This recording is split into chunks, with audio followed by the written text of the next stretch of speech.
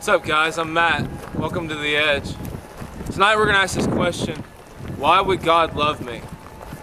If you're like me, and I'm sure you are, you have a bunch of crap in your life. You know, you ask this question: why would God love somebody as bad as me? Or why would God love somebody as insignificant as me? In a world with 8 billion people, I'm just a speck. I'm like a grain of sand on the beach. And that grain of sand is diminished. It's broken. It's got all this sin nature in it. And to think that the God of the universe would die for me, I struggle with that, guys. I'll be honest with you.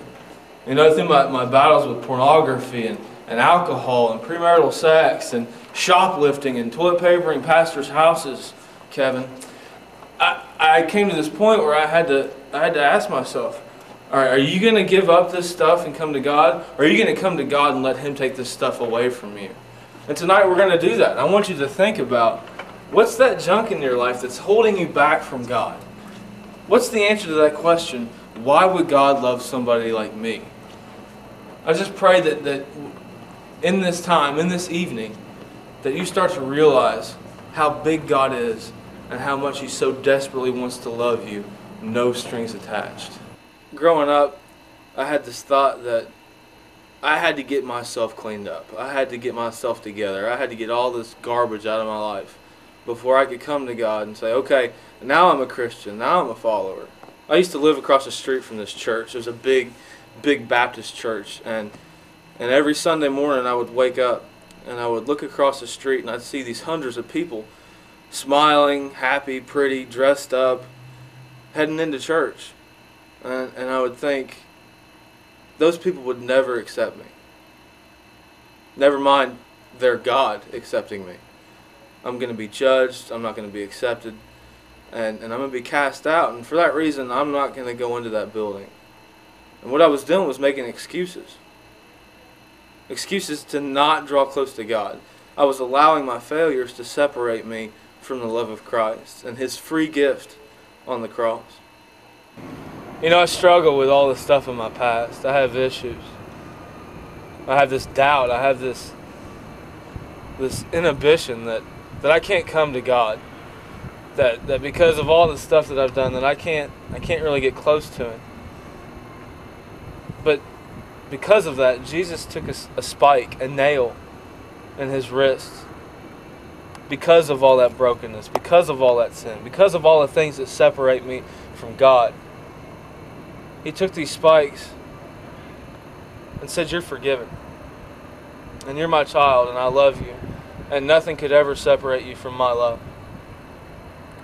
And I have to go there whenever I doubt myself, whenever I feel this big, whenever I feel like God and nobody else cares about me, because I'm so insignificant. But this proves that God loves me, no matter what. And I have to stay close to that. Jesus was at this party one time at this Pharisee's house named Simon. And they were hanging out and eating and having just this blowout bash. And there were all these religious people around. And Jesus was, you know, had so much controversy surrounding Him. And then walks this prostitute off of the street. And she walks right up to Jesus, and the prostitute took the most valuable thing in her life, and she dumped it out, and there was this perfume, and she wiped it all over Jesus' feet.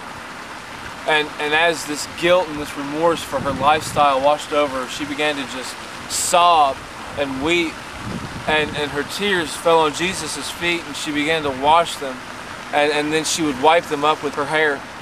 And at the sight of this, these Pharisees were like, Jesus, you can't associate with this woman. You can't let her, let alone touch you.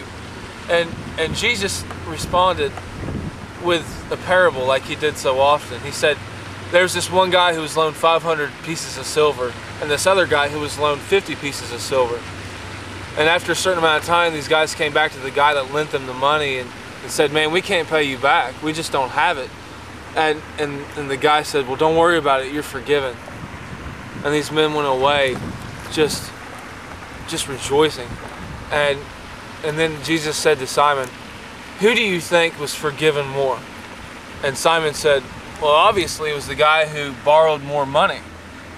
And Jesus said, "Well, in this way, if you were sin much, you were forgiven much." And that's what I want you to get tonight, is that it doesn't matter how bad you've been or what you've done. Jesus is ready to forgive you, and He's ready to bring you back and wash that sin away. Why would God love somebody like me? Because God is love.